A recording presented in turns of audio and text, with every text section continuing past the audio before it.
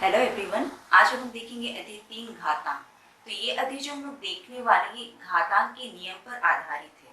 तो हम लोग को सबसे पहले घातांक के नियम को समझना है कि क्या नियम दिया गया, क्योंकि उसी नियम के अनुसार हम लोग प्रश्न को हल करेंगे।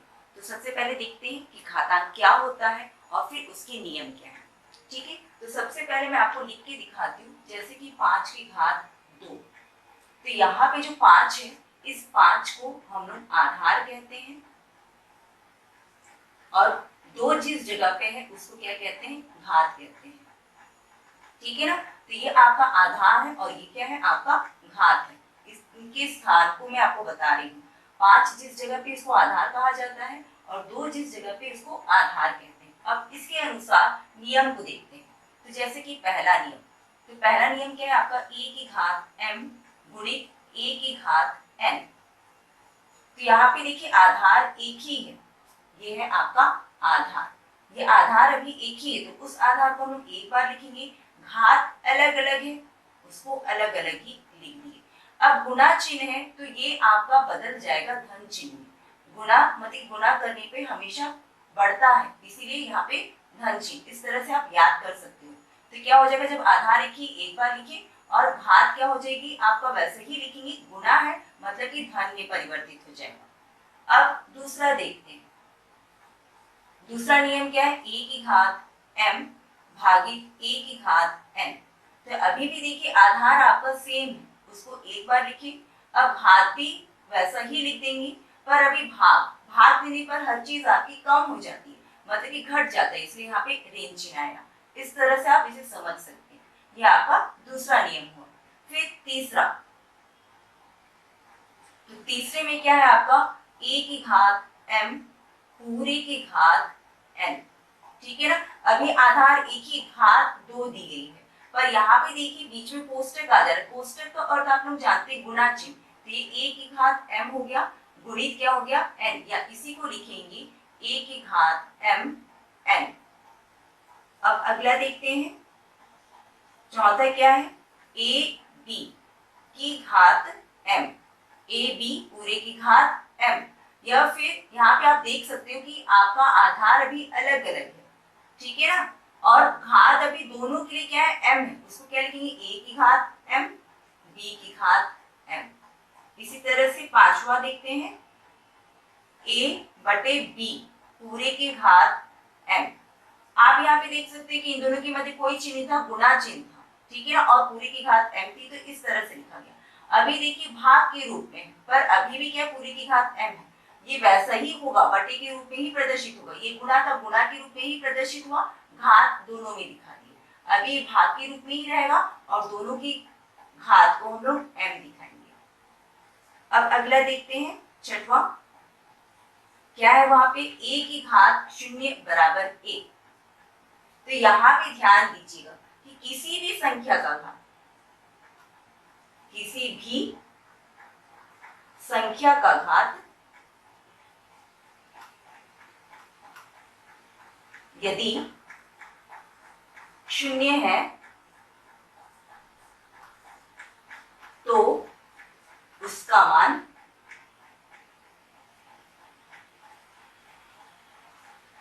1 हो जाता है।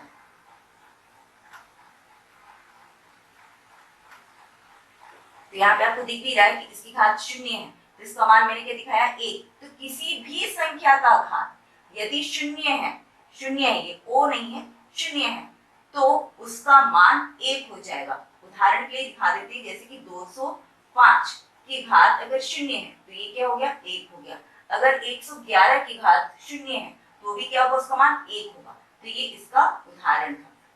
तो इसी तरह से ये आपका छठवां नियम हुआ। अब हम सातवां नियम देखते हैं, अंतिम नियम।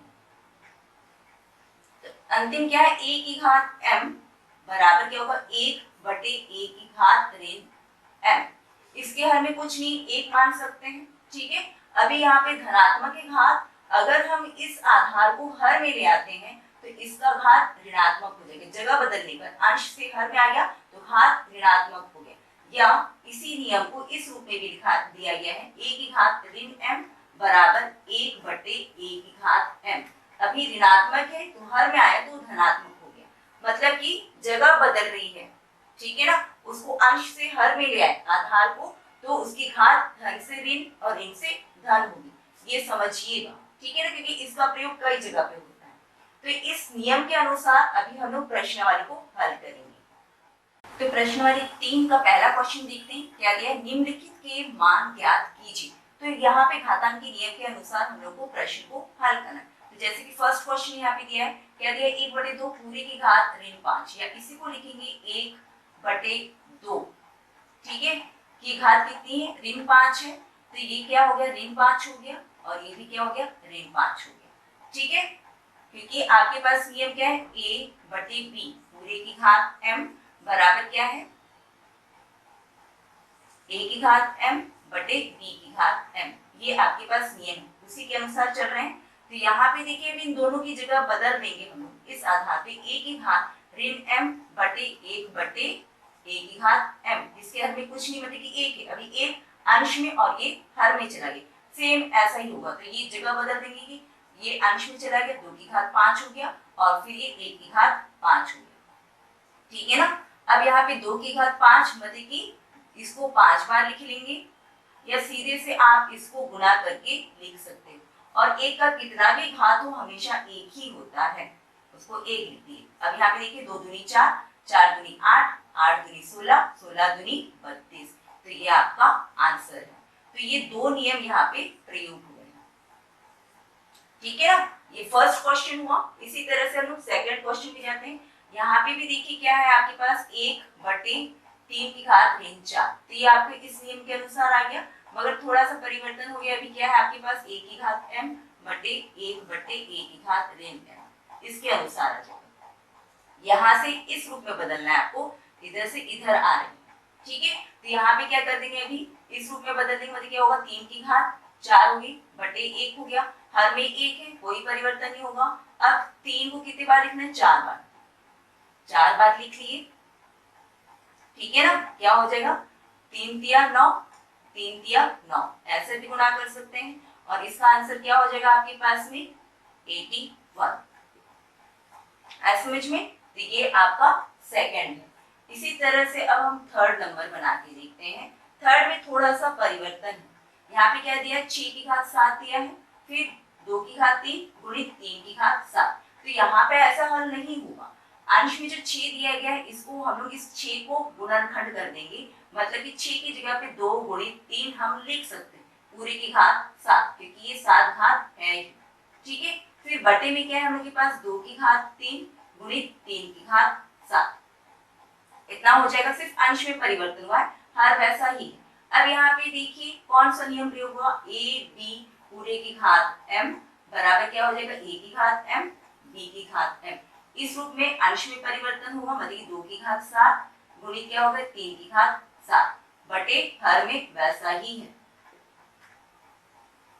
अब यहाँ पे क्या करेंगे, नियम आ जाएगा a की घात m बटे a की घात n, अभी आधार a की तरह की कंडीशन में, तो क्या होगा, a की घात m ऋण n, इस रूप में इसको हल करेंगे। तो अभी देखिए आधार को एक के नीचे एक कर लेते हैं पहले, जैसे 2 की घात 7 बटे 2 की घात 3 गुणित क्या हो जाएगा, 3 की घात 7 बटे 3 की घात 7। अभी यहाँ पे देखिए इस नियम का यूज होगा, ठीक है, हम आधार को एक साथ कर लिए हैं, एक के नीचे एक, ताकि हल करने में आसानी हो। अब देखेंगे क्या होगा, 2 की घात 7 बटे में मतलब ऋण चिन्ह 3 हो गया, गुणित 3 की घात 7 ऋण 7, क्या हो जाएगा, यहाँ पे 7 में से 3 घटाने पे 4 होगी घात इसकी, और 3 में 7 में 7 घटाने पे क्या हो गया, 3 की घात 0। इसको आप अभी 4 बार गुना करेंगे, मतलब 2 दूनी 4, 4 दूनी 8, 8 दूनी 16, ठीक है। और आपको मैंने बताया था किसी भी संख्या का घात अगर तो उसका मान 1 होता है, मतलब कि 1 आ जाएगा, इस तरह से इसका आंसर कितना हो गया, 16। तो इस तरह से ये फर्स्ट क्वेश्चन हल होगा। नेक्स्ट क्वेश्चन में चलते हैं। अब प्रश्न 2 देखेंगे, 2 में क्या दिया गया है, निम्नलिखित को सरल कीजिए का फर्स्ट क्वेश्चन नहीं।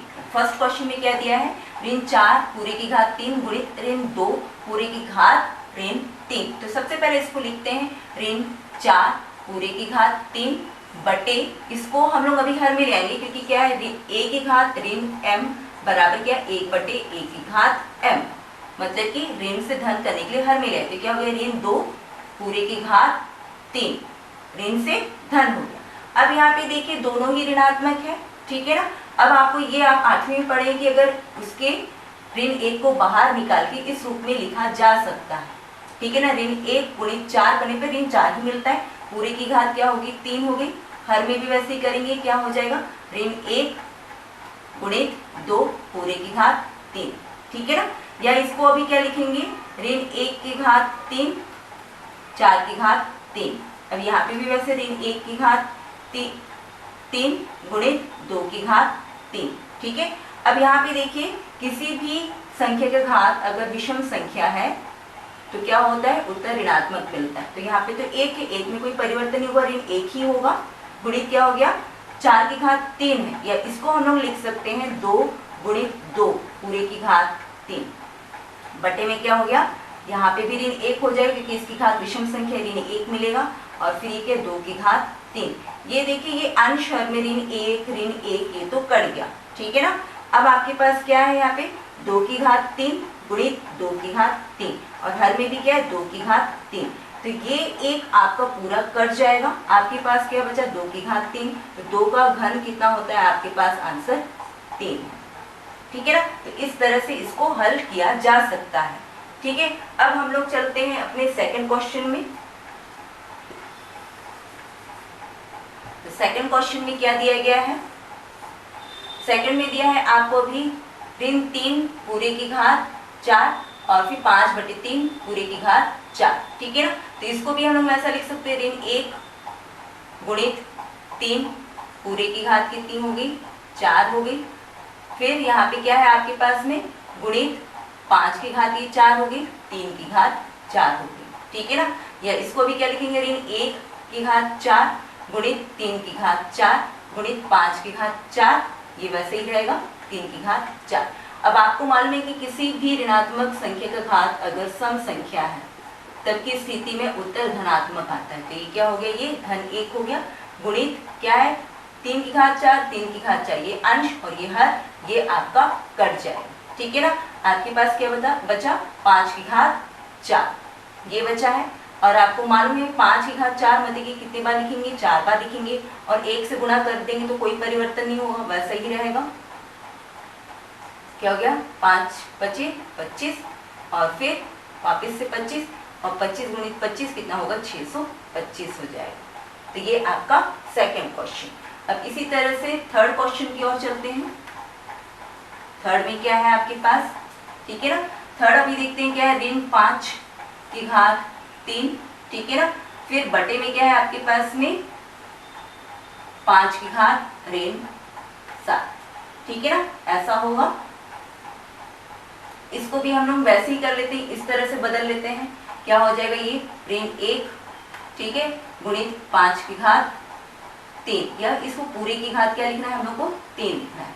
अब ये देखिए ऋण है, अगर हम लोग उसको धन अंश में ले जाएंगे, या फिर ऐसा कर सकते हैं इसको पहले वैसे ही रहने देते हैं, क्या है 5 की घात ऋण 7, ठीक है। इसको क्या लिखेंगे ऋण 1 की घात 3 गुणित क्या हो गया 5 की घात 3 बटे क्या है 5 की घात ऋण 7। तो यहाँ पे हम लोग का क्या होगा 1 की घात m बटे 1 की घात n बराबर 1 की घात m ऋण n, इसका प्रयोग करेंगे, ठीक है। और ये विषम है मतलब कि ऋण 1 मिलेगा, ठीक है। और ये क्या हो गया 5 की घात 3 ऋण चिन्ह आएगा, फिर इसका ऋण चिन्ह ऋण 7, ठीक है ना। क्या हो जाएगा आपके पास ये ऋण 1 गुणित 5 ऋण क्या हो गया धन हो गया, या फिर क्या मिल गया आपको ऋण 1 गुणित क्या हो गया 5 की घात 11, या इसी को अगर हम लोग 11 बार गुणा करेंगे तो हम लोग के पास में क्या होगा 97,65,625, ये आपका आंसर होगा, ठीक है ना।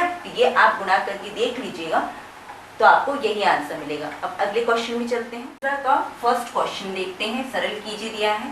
तो यहाँ पे हम नियम के अनुसार ही चलेंगे, घातांक के नियम से, पर देखते हैं यहाँ पे कुछ चीजें हल हो सकती दिख रहा है, जैसे कि ये 8 एकम 8 और ये 8 दूनी 16। फर्स्ट लाइन पे ही मैंने इसको हल कर दिया, तो ये आपका 2 हो गया, गुणित क्या हो गया t की घात ऋण 3, ठीक है, बटे में क्या बचा आपके पास 4 की घात ऋण 3 गुणित t की घात ऋण 6, ठीक है ना। अब यहाँ पे देखिए आपके पास में ये 2 और यहाँ पे क्या ये 4 है, इस 4 को हम लोग तोड़ सकते हैं, तोड़ लेंगे। अंश में ये वैसे ही रहेगा आपका, ठीक है ना। इस 4 की जगह पे लिखेंगे 2 गुणित 2 पूरे की घात ऋण 3, ठीक है ना। क्या हो जाएगा आपके पास में भी ये गुणित t की घात ऋण 6, ये वैसे ही रहेगा। अब यहाँ पे इसको हम लोग लिखेंगे 2 की घात तो कुछ नहीं है अंश में, और हर में इसको क्या लिखेंगे 2 की घात ऋण 3 गुणित 2 की घात ऋण 3, ठीक है ना। और यहाँ पे लिखेंगे t की घात ऋण 3 बटे क्या हो गया t की घात ऋण 6। अब यहाँ पे घातांक का नियम आपका प्रयोग होगा, दोनों ही भाग में है, ठीक है ना। अगर ये अंश में जाता है तो ये जुड़ जाता है, पर यहाँ पे देखिए कुछ हल करने की स्थिति में पहले इसको हल कर लेते हैं। क्या हो जाएगा 2 बटे क्या होगा 2 की घात ऋण 3 गुणा है मतलब धन क्या हो जाएगा ऋण 3, ठीक है ना। ऋण ऋण है मतलब कि जुड़ेगा आपका, और ये क्या होगा t की घात ऋण 3, यहाँ पे भाग करने में आ गया a की घात m बटे a की घात n बराबर a की घात m ऋण n। ये नियम यहाँ प्रयोग हो रहा है, और यहाँ पे आपका नियम हो रहा है a की घात m गुणित a की घात n बराबर a की घात m धन n। ये नियम यहाँ पे लागू हो रहा है, ठीक है ना। तो ये आपका ऋण तो ये आएगा ही नियम के अनुसार, फिर ये आपका ऋण 6, इसको कोष्टक में कर दिए, ठीक है ना। अब ये देखिए आपका 2 अंश में वैसे ही रहेगा, अभी क्या हो जाएगा ये 2 की घात ऋण 6 हो जाएगा, ठीक है ना। अब आपको क्या मिलेगा आगे, इसको हल करते हैं। आपके पास क्या है अभी t की घात ये ऋण 3 ऋण ऋण क्या हो गया धन हो गया, मतलब कि ऋण 3 धन 6, ठीक है। अब इसको आगे हल करेंगे तो क्या मिलेगा आपके पास, यहाँ पे अभी ये इस नियम का प्रयोग होगा 2 की घात कुछ नहीं मतलब कि 1 है, ठीक है। अभी ये अंश में जा रहा है मतलब कि ऋण आपका भाग का चिन्ह, फिर ऋण 6 इस तरह से, ठीक है ना। फिर क्या है गुणित आपके पास t धन ऋण घटेगा, आपको कितना मिलेगा 3 मिलेगा, बड़ी संख्या का चिन्ह धन हो जाएगा, ठीक है ना। और इसको आगे भी हल करेंगे तो भी क्या हो जाएगा 2 ऋण ऋण धन हो जाएगा, मध्य की क्या मिलेगी 2 की घात 7 हो जाएगी गुणित t की घात 3। अब 2 को हम लोग कितने बार गुणा करना है अभी 7 बार गुणा करना है, तो 7 बार गुणा करके देखते हैं कितना मिल जाएगा। तो क्या हो जाएगा 2 गुणित 2 गुणित 2 गुणित 2 कितने बार लिखना है 7 बार लिखना है, 3 4 5 6 7 कितना हो जाएगा आपके पास 2 दूनी 4 4 दूनी 8 हो गया। इसी तरह से ये भी क्या हो गया 8 हो गया। फिर ये आपका 2 दूनी 8 गुणित 8 कितना हो गया 64 हो गया, गुणित 2 करने पर कितना मिल गया आपको 128। तो यहाँ पे क्या आ जाएगा 128 आ जाएगा, और इसकी जगह पे क्या होगा t की घात 3। तो इस तरह से ये फर्स्ट क्वेश्चन आपका हल होगा।